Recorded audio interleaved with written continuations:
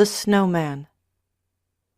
Editorial Note: before the fatal illness of William Sidney Porter, known through his literary work as O. Henry, this American master of short story writing had begun for Hampton's Magazine the story printed below. Illness crept upon him rapidly, and he was compelled to give up writing about at the point where the girl enters the story. When he realized that he could do no more, it was his lifelong habit to write with a pencil, never dictating to a stenographer. O. Henry told in detail the remainder of The Snowman to Harris Merton Lyon, whom he had often spoken of as one of the most effective short story writers of the present time. Mr. Porter had delineated all of the characters, leaving only the rounding out of the plot in the final pages to Mr. Lyon. Housed and window-paned from it, the greatest wonder to little children is the snow. To men it is something like a crucible in which their world melts into a white star 10 million miles away. The man who can stand the test is a snowman, and this is his reading by Fahrenheit, Réaumur, or Moses's carven tablets of stone. Night had fluttered a sable pinion above the canyon of Big Lost River, and I urged my horse toward the Bay Horse Ranch because the snow was deepening. The flakes were as large as an hour's circular tatting by Miss Wilkins's ablest spinster, betokening a heavy snowfall and less entertainment and more adventure than the completion of the tatting could promise. I knew Ross Curtis of the Bay Horse, and that I would be welcome as a snow-bound pilgrim, both for hospitality's sake and because Ross had few chances to confide in living creatures who did not neigh, bellow, bleat, yelp, or howl during his discourse. The ranch house was just within the jaws of the canyon, where its builder may have fatuously fancied that the timbered and rocky walls on both sides would have protected it from the wintry Colorado winds. But I feared the drift. Even now, through the endless, bottomless rift in the hills, the speaking tube of the four winds, came roaring the voice of the proprietor to the little room on the top floor. At my hello, a ranch hand came from an outer building and received my thankful horse. In another minute, Ross and I sat by a stove in the dining room of the four-room ranch house, while the big, simple welcome of the household lay at my disposal. Fanned by the whizzing norther, the fine, dry snow was sifted and bolted through the cracks and knot-holes of the logs. The cook-room, without a separating door, appended. In there I could see a short, sturdy, leisurely and weather-beaten man moving with professional sureness about his red-hot stove. His face was stolid and unreadable, something like that of a great thinker, or of one who had no thoughts to conceal. I thought his eye seemed unwarrantably superior to the elements and to the man, but quickly attributed that to the characteristic self-importance of a petty chef. Camp cook was the niche that I gave him in the Hall of Types, and he fitted it as an apple fits a dumpling.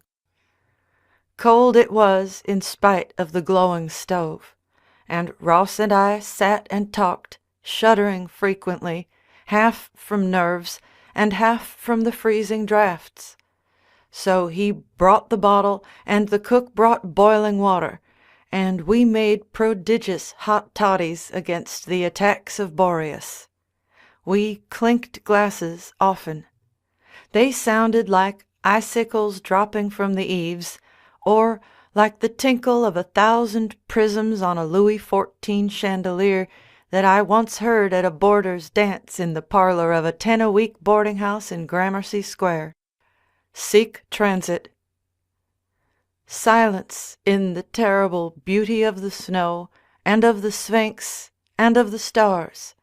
But they who believe that all things, from a without wine table d'hote to the crucifixion, may be interpreted through music, might have found a nocturne or a symphony to express the isolation of that blotted-out world. The clink of glass and bottle, the aeolian chorus of the wind in the house crannies, its deeper trombone through the canyon below, and the Wagnerian crash of the cook's pots and pans, united in a fit discordant melody, I thought. No less welcome an accompaniment was the sizzling of broiling ham and venison cutlet, endorsed by the solvent fumes of true Java, bringing rich promises of comfort to our yearning souls. The cook brought the smoking supper to the table.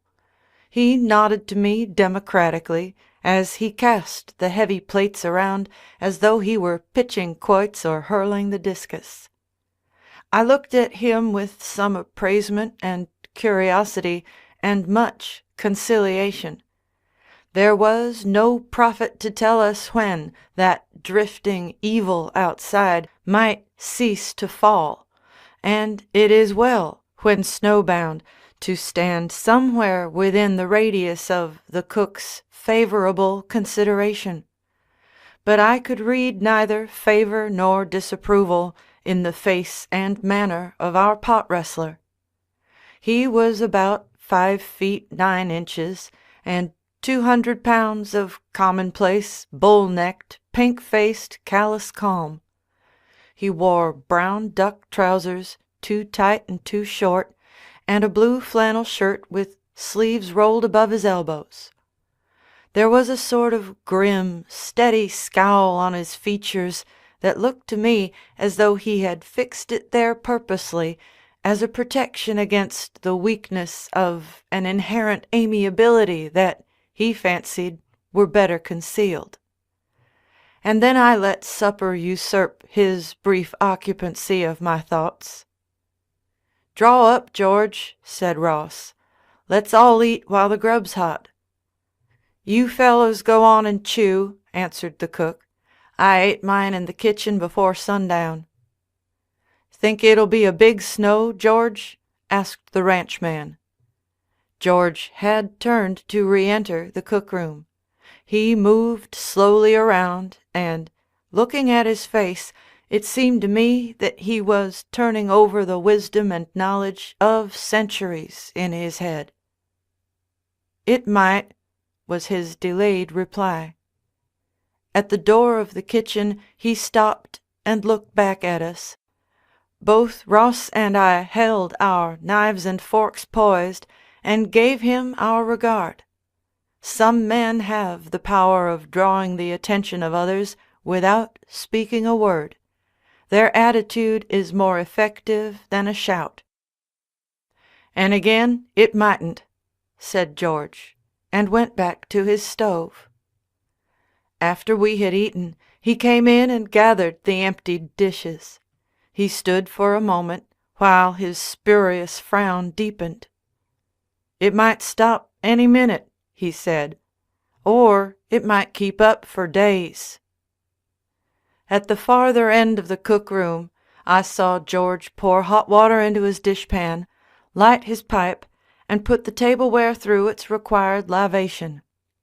He then carefully unwrapped from a piece of old saddle blanket a paperback book, and settled himself to read by his dim oil lamp. And then the ranchman threw tobacco on the cleared table, and set forth again the bottles and glasses.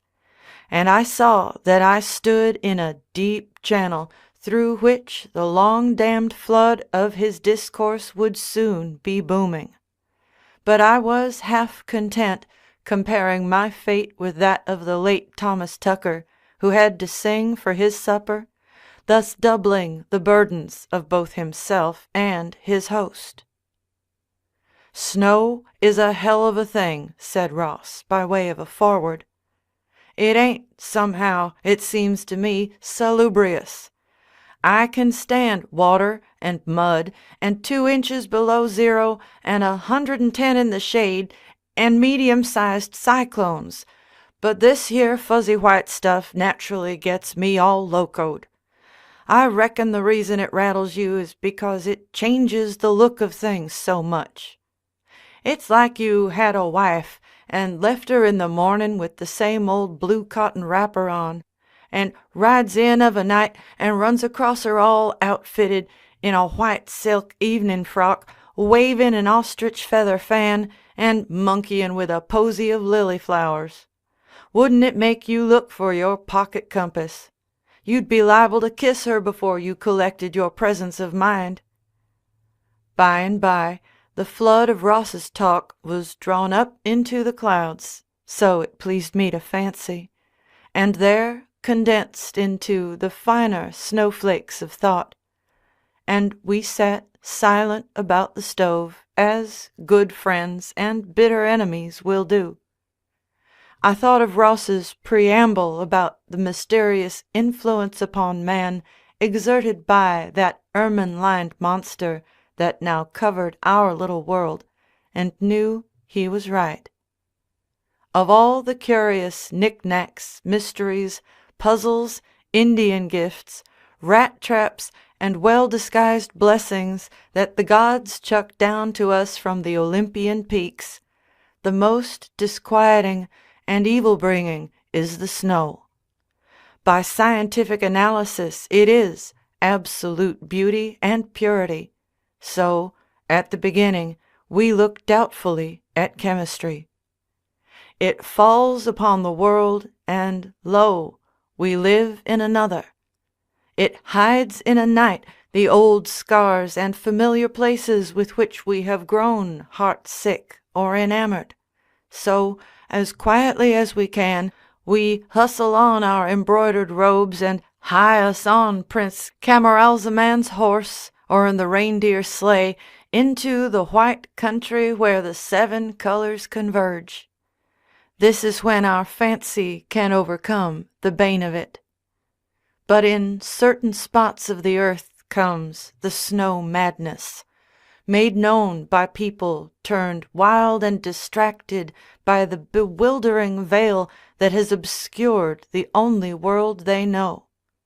In the cities, the white fairy who sets the brains of her dupes whirling by a wave of her wand is cast for the comedy role. Her diamond shoe buckles glitter like frost. With a pirouette she invites the spotless carnival. But in the waste places the snow is sardonic. Sponging out the world of the outliers, it gives no foothold on another sphere in return. It makes of the earth a firmament underfoot. It leaves us clawing and stumbling in space in an inimical fifth element whose evil outdoes its strangeness and beauty. There, Nature, low comedienne, plays her tricks on man. Though she has put him forth as her highest product, it appears that she has fashioned him with what seems almost incredible carelessness and indexterity. One-sided and without balance, with his 2 halves unequally fashioned and joined, must he ever jog his eccentric way. The snow falls, the darkness caps it, and the ridiculous man-biped strays in accurate circles until he succumbs in the ruins of his defective architecture. In the throat of the thirsty, the snow is vitriol. In appearance as plausible as the breakfast food of the angels, it is as hot in the mouth as ginger, increasing the pangs of the water-famished. It is a derivative from water, air, and some cold, uncanny fire from which the caloric has been extracted. Good has been said of it. Even the poets, crazed by its spell and shivering in their attics under its touch, have indited permanent melodies commemorative of its beauty. Still, to the saddest overcoated optimist, it is a plague, a corroding plague that Pharaoh successfully sidestepped. It beneficently covers the wheat fields, swelling the crop, and the flower trust gets us by the throat like a sudden quinsy.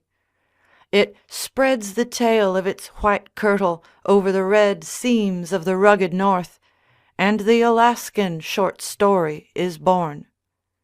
Etiolated perfidy, it shelters the mountain traveler burrowing from the icy air, and, melting tomorrow, drowns his brother in the valley below. At its worst, it is lock and key and crucible, and the wand of Circe. When it corrals man in lonely ranches, mountain cabins, and forest huts, the snow makes apes and tigers of the hardiest. It turns the bosoms of weaker ones to glass, their tongues to infants' rattles, their hearts to lawlessness and spleen. It is not all from the isolation. The snow is not merely a blockader. It is a chemical test. It is a good man who can show a reaction that is not chiefly composed of a dram or two of potash and magnesia with traces of Adam, Ananias, Nebuchadnezzar, and the fretful porcupine. This is no story, you say. Well, let it begin. There was a knock at the door. Is the opening not full of context and reminiscence, O best buyers of best sellers? We drew the latch, and in stumbled Etienne Giraud, as he afterward named himself. But just then he was no more than a worm struggling for life, enveloped in a killing white chrysalis. We dug down through snow, overcoats, mufflers, and waterproofs, and dragged forth a living thing with a Van Dyck beard and marvelous diamond rings. We put it through the approved curriculum of snow rubbing, hot milk, and teaspoonful doses of whiskey, working him up to a graduating class entitled to a diploma of 3 fingers of rye in half a glassful of hot water. One of the ranch boys had already come from the quarters at Ross's bugle-like yell and kicked the stranger's staggering pony to some sheltered corral where beasts were entertained. Let a paragraphic biography of Giraud intervene. Etienne was an opera singer originally, we gathered, but adversity and the snow had made him non compos vocis. The adversity consisted of the stranded San Salvador Opera Company, a period of hotel second-story work, and then a career as a professional palmist, jumping from town to town. For, like other professional palmists, every time he worked the heart line too strongly, he immediately moved along the line of least resistance. Though Etienne did not confide this to us, we surmised that he had moved out into the dusk about 20 minutes ahead of a constable, and had thus encountered the snow. In his most sacred blue language he dilated upon the subject of snow, for Etienne was Paris-born, and loved the snow with the same passion that an orchid does. "Misérable!" commented Etienne, and took another 3 fingers. "Complete cast-iron, pussy-footed blank blank," said Ross, and followed suit. "Rotten," said I. The cook said nothing. He stood in the door weighing our outburst, and insistently from behind that frozen visage I got two messages via the MAM wireless. One was that George considered our vituperation against the snow childish. The other was that George did not love Dagos. Inasmuch as Etienne was a Frenchman, I concluded I had the message wrong, so I queried the other, "Bright Eyes, you don't really mean Dagos, do you?" And over the wireless came 3 deathly psychic taps. Yes. Then I reflected that to George all foreigners were probably Dagos.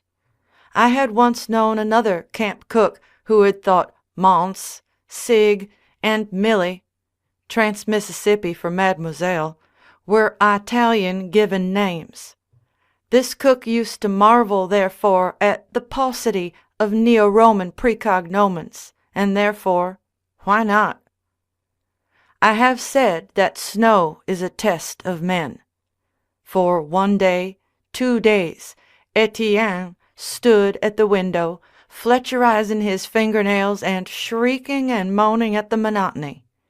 To me, Etienne was just about as unbearable as the snow, and so, seeking relief, I went out on the 2nd day to look at my horse, slipped on a stone, broke my collarbone, and thereafter underwent not the snow test, but the test of flat on the back, a test that comes once too often for any man to stand. However, I bore up cheerfully. I was now merely a spectator, and from my couch in the big room I could lie and watch the human interplay with that detached, impassive, impersonal feeling which French writers tell us is so valuable to the littérature, and American writers to the faro dealer. "I shall go crazy in this abominable, miserable place," was Etienne's constant prediction. "Never knew Mark Twain to bore me before," said Ross, over and over. He sat by the other window, hour after hour, a box of Pittsburgh stogies of the length, strength, and odor of a Pittsburgh graft scandal deposited on one side of him, and, Roughing It, The Jumping Frog, and Life on the Mississippi on the other. For every chapter he lit a new stogie, puffing furiously. This, in time, gave him a recurrent premonition of cramps, gastritis, smoker's colic, or whatever it is they have in Pittsburgh after a too deep indulgence in graft scandals. To fend off the colic, Ross resorted time and again to old Dr. Still's amber-colored USA colic cure. Result, after 48 hours, nerves. Positive fact, I never knew Mark Twain to make me tired before. Positive fact. Ross slammed Roughing It on the floor. When you're snowbound this-a-way, you want tragedy, I guess. Humor just seems to bring out all your cussedness. You read a man's poor, pitiful attempts to be funny, and it makes you so nervous you want to tear the book up, get out your bandana, and have a good long cry. At the other end of the room, the Frenchman took his fingernails out of his mouth long enough to exclaim, "Humor! Humor at such a time as this! My God, I shall go crazy in this abominable—" "Supper," announced George. These meals were not the meals of Rabelais, who said, "The great God makes the planets, and we make the platters neat." By that time, the ranch house meals were not affairs of gusto. They were mental distraction, not bodily provender. What they were to be later shall never be forgotten by Ross or me or Etienne. After supper, the stogies and fingernails began again. My shoulder ached wretchedly, and with half-closed eyes I tried to forget it by watching the deft movements of the stolid cook. Suddenly I saw him cock his ear like a dog. Then, with a swift step, he moved to the door, threw it open, and stood there. The rest of us had heard nothing. "What is it, George?" asked Ross. The cook reached out his hand into the darkness alongside the jam. With careful precision he prodded something. Then he made one careful step into the snow. His back muscles bulged a little under the arms as he stooped and lightly lifted a burden. Another step inside the door, which he shut methodically behind him, and he dumped the burden at a safe distance from the fire. He stood up and fixed us with a solemn eye. None of us moved under that Orphic suspense until— "A woman," remarked George. Miss Willie Adams was her name. Vocation, school teacher. Present avocation, getting lost in the snow. Age, yum, the Persian for 20. Take to the woods if you would describe Miss Adams. A willow for grace, a hickory for fiber, a birch for the clear whiteness of her skin, for eyes, the blue sky seen through treetops, the silk in cocoons for her hair, her voice, the murmur of the evening June wind in the leaves, her mouth, the berries of the wintergreen, fingers as light as ferns, her toe as small as a deer track. General impression upon the dazed beholder: you could not see the forest for the trees. Psychology with a capital P and the foot of a lynx at this juncture stalks into the ranch house. 3 men, a cook, a pretty young woman, all snowbound. Count me out of it, as I did not count anyway. I never did with women. Count the cook out if you like, but note the effect upon Ross and Etienne Giraud. Ross dumped Mark Twain in a trunk and locked the trunk. Also, he discarded the Pittsburgh scandals. Also, he shaved off a 3 days' beard. Etienne, being French, began on the beard first. He pomaded it from a little tube of grease hongroise in his vest pocket. He combed it with a little aluminum comb from the same vest pocket. He trimmed it with manicure scissors from the same vest pocket. His light and Gallic spirits underwent a sudden miraculous change. He hummed a blithe San Salvador Opera Company tune.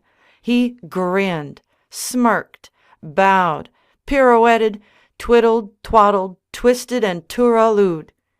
Gaily the notorious troubadour could not have equaled Etienne.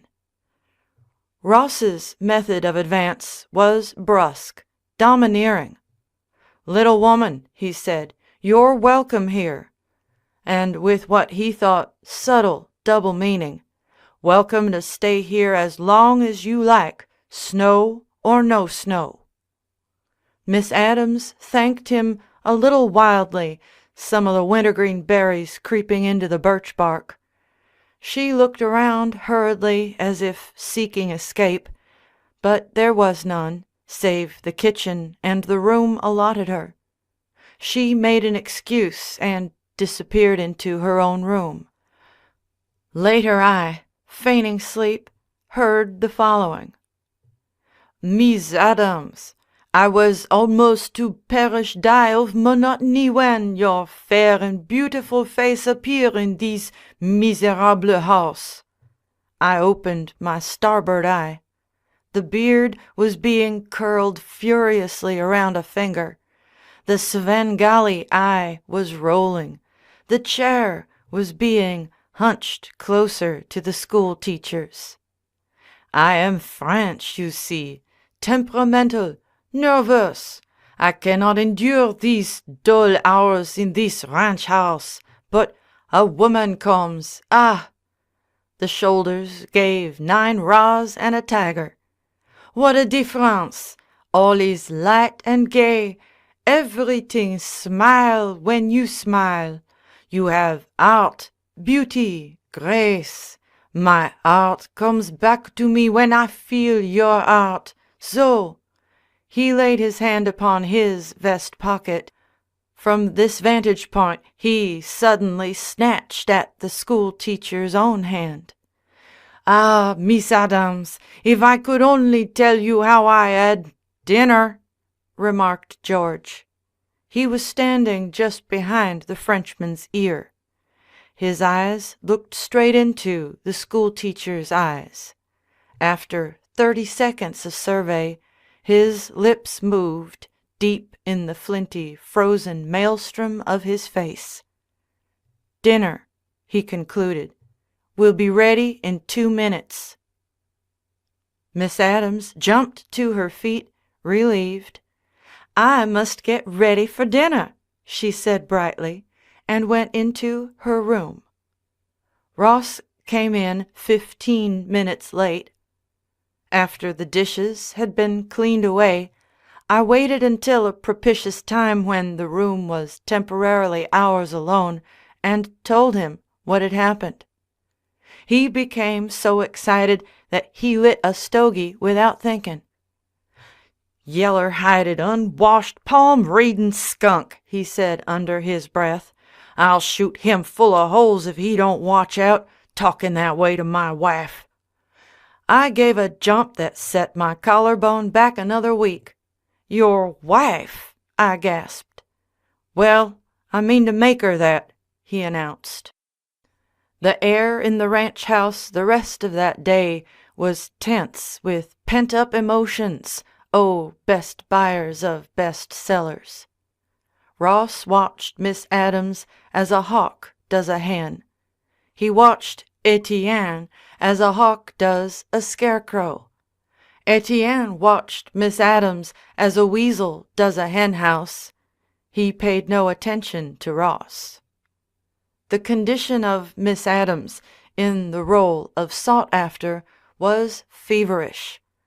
Lately escaped from the agony and long torture of the white cold, where, for hours, nature had kept the little school teacher's vision locked in and turned upon herself, nobody knows through what profound feminine introspections she had gone.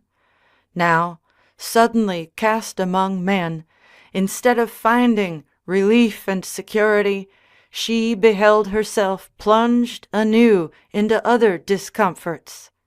Even in her own room she could hear the loud voices of her imposed suitors. "I'll blow you full of holes!" shouted Ross. "Witnesses!" shrieked Etienne, waving his hand at the cook and me. She could not have known the previous harassed condition of the men, fretting under indoor conditions. All she knew was that where she had expected the frank freemasonry of the West, she found the subtle tangle of 2 men's minds, bent upon exacting whatever romance there might be in her situation. She tried to dodge Ross and the Frenchman by spells of nursing me. They also came over to help nurse. This combination aroused such a natural state of invalid cussedness on my part that they were all forced to retire. Once she did manage to whisper, "I am so worried here I don't know what to do." To which I replied, gently hitching up my shoulder, that I was a hunch savant, and that the 8th house under this sign, the moon being in Virgo, showed that everything would turn out all right. But 20 minutes later I saw Etienne reading her palm, and felt that perhaps I might have to recast her horoscope, and try for a dark man coming with a bundle. Toward sunset, Etienne left the house for a few moments, and Ross, who had been sitting taciturn and morose, having unlocked Mark Twain, made another dash. It was typical Ross talk. He stood in front of her and looked down majestically at that cool and perfect spot where Miss Addams's forehead met the neat part in her fragrant hair. First, however, he cast a desperate glance at me. I was in a profound slumber. "Little woman," he began, "it's certainly tough for a man like me to see you bothered this way. You—" gulp, "you have been alone in this world too long. You need a protector. I might say that at a time like this you need a protector the worst kind. A protector who would take a 3-ring delight in smashing the saffron-colored kisser off any yeller-skinned skunk that made himself obnoxious to you. Hem. I am a lonely man, Miss Addams. I have so far had to carry on my life without the gulp sweet radiance gulp of a woman around the house. I feel especially doggone lonely at a time like this, when I am pretty near locoed from having to stall indoors, and hence it was with delight I welcomed your first appearance in this here shack. Since then I have been packed jam full of more different kinds of feelings, ornery, mean, dizzy, and superb, than has fallen my way in years." Miss Addams made a useless movement toward escape. The Ross chin stuck firm. "I don't want to annoy you, Miss Addams, but by heck, if it comes to that, you'll have to be annoyed, and I'll have to have my say. This palm-tickling slob of a Frenchman ought to be kicked off the place, and if you'll say the word, off he goes. But I don't want to do the wrong thing. You've got to show a preference. I'm getting around to the point, Miss Willie, in my own brick fashion. I've stood about all I can stand these last 2 days, and something's got to happen. The suspense hereabouts is enough to hang a sheep-herder. Miss Willie," he lassoed her hand by main force, "just say the word. You need somebody to take your part all your life long. Will you "Supper," remarked George, tersely, from the kitchen door. Miss Addams hurried away. Ross turned angrily. "I have been revolving it in my head," said George. He brought the coffee-pot forward heavily, then bravely the big platter of pork and beans, then somberly the potatoes, then profoundly the biscuits. "I have been revolving it in my mind. There ain't no use waiting any longer for Swengalley. Might as well eat now." From my excellent vantage point on the couch, I watched the progress of that meal. Ross, muddled, glowering, disappointed. Etienne, eternally blandishing, attentive, ogling. Miss Addams, nervous, picking at her food, hesitant about answering questions, almost hysterical. Now and then the solid, flitting shadow of the cook, passing behind their backs like a dreadnought in a fog. I used to own a clock which gurgled in its throat 3 minutes before it struck the hour. I know, therefore, the slow freight of anticipation. For I have awakened at 3 in the morning, heard the clock gurgle, and waited those 3 minutes for the 3 strokes I knew were to come. Alors, in Ross's ranch house that night, the slow freight of climax whistled in the distance. Etienne began it after supper. Miss Addams had suddenly displayed a lively interest in the kitchen layout, and I could see her in there, chatting brightly at George, not with him, the while he ducked his head and rattled his pans. "My friend," said Etienne, exhaling a large cloud from his cigarette and patting Ross lightly on the shoulder with a bediamonded hand which hung limp from a yard or more of bony arm, "I see I must be frank with you. First, because we are rivals. Second, because you take these matters so serious. I am Frenchman. I love the women." He threw back his curls, bared his yellow teeth, and blew an unsavory kiss toward the kitchen. "It is, I suppose, a trait of my nation. All Frenchmen love the women. Pretty women. Now look, here I am." He spread out his arms. "Cold outside.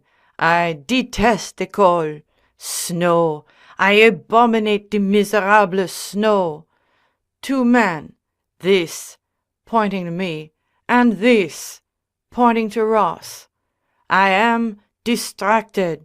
For 2 whole days I stand at the window and tear my hair.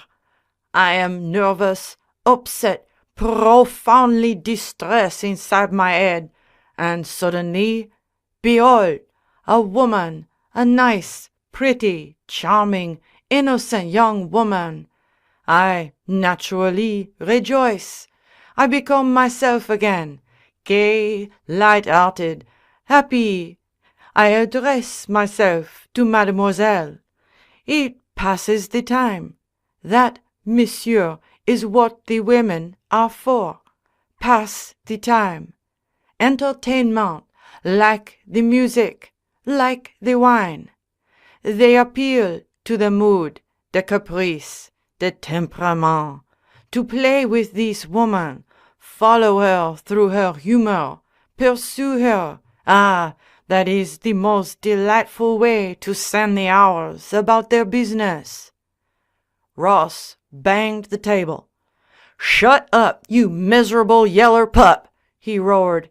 "I object to your pursuing anything or anybody in my house. Now, you listen to me, you—" He picked up the box of stogies and used it on the table as an emphasizer. The noise of it awoke the attention of the girl in the kitchen. Unheeded, she crept into the room.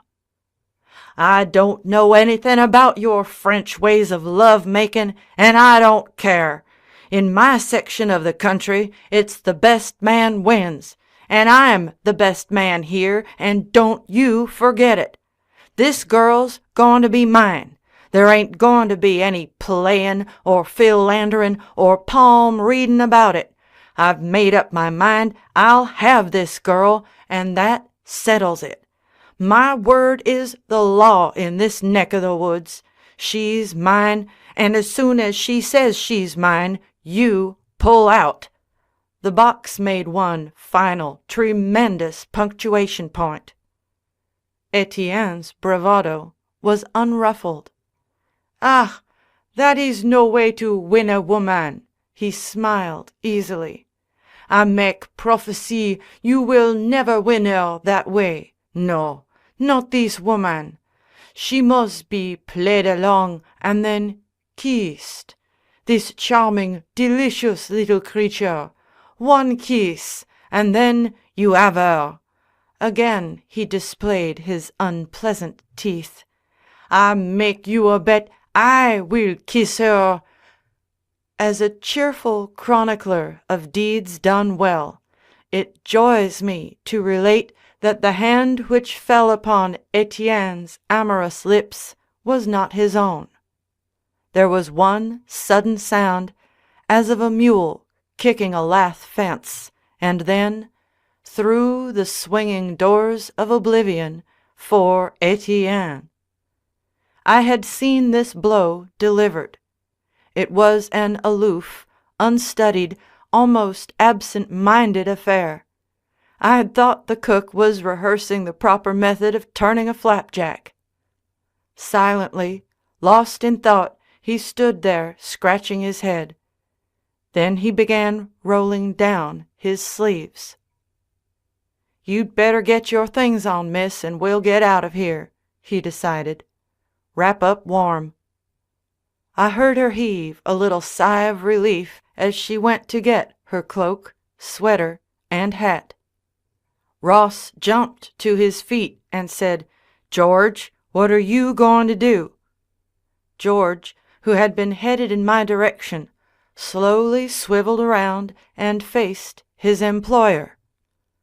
"Bein' a camp cook, I ain't overburdened with hosses," George enlightened us. "Therefore I am going to try to borrow this feller's here."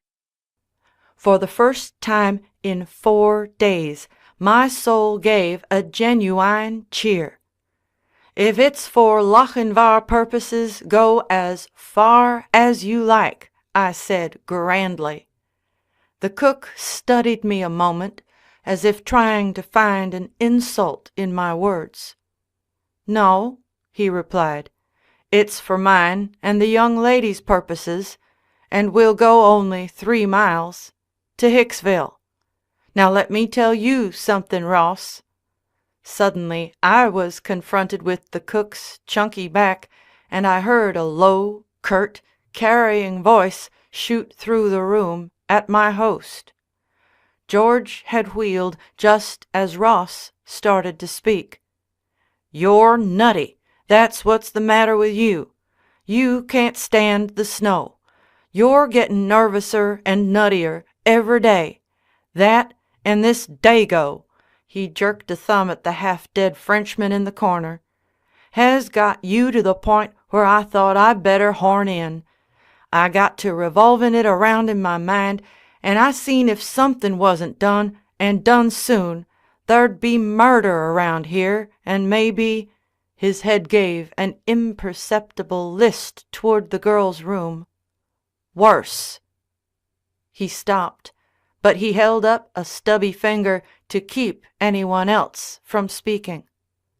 Then he plowed slowly through the drift of his ideas. "About this here woman. I know you, Ross, and I know what you really think about women. If she hadn't happened in here during this here snow, you'd never have given 2 thoughts to the whole woman question. Likewise, when the storm clears and you and the boys go hustlin' out, this here whole business'll clear out of your head, and you won't think of a skirt again until kingdom come.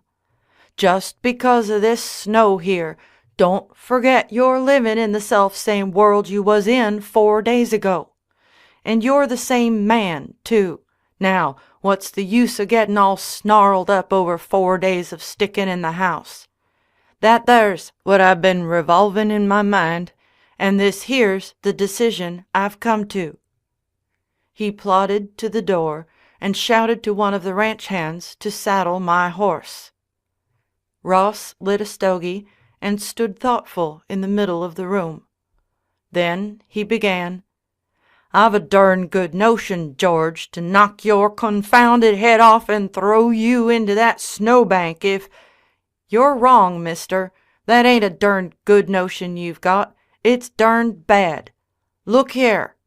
He pointed steadily out of doors until we were both forced to follow his finger. "You're in here for more'n a week yet." After allowing this fact to sink in, he barked out at Ross, "Can you cook?" Then at me, "Can you cook?" Then he looked at the wreck of Etienne and sniffed. There was an embarrassing silence as Ross and I thought solemnly of a foodless week.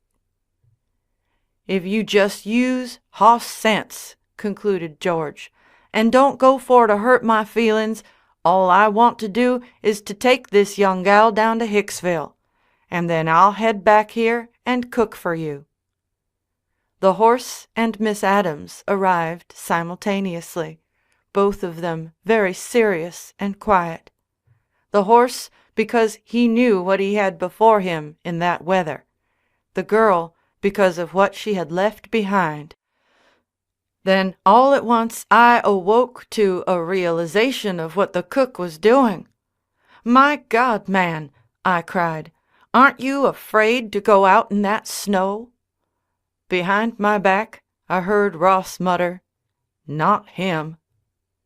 George lifted the girl daintily up behind the saddle, drew on his gloves, put his foot in the stirrup, and turned to inspect me leisurely. As I passed slowly in his review, I saw in my mind's eye the algebraic equation of snow, the equals sign, and the answer in the man before me. "Snow is my last name," said George. He swung into the saddle, and they started cautiously out into the darkening swirl of fresh new currency just issuing from the snowdrop mint. The girl, to keep her place, clung happily to the sturdy figure of the camp cook. I brought 3 things away from Ross Curtis's ranch house. Yes, 4. One was the appreciation of snow, which I have so humbly tried here to render. 2 was a collarbone, of which I am extra careful. 3 was a memory of what it is to eat very extremely bad food for a week. And 4 was the cause of 3, a little note delivered at the end of the week and hand-painted in blue pencil on a sheet of meat paper. "I cannot come back there to that there job. Mrs. Snow say no, George. I been revolvin' it in my mind. Considerin' circumstances, she's right.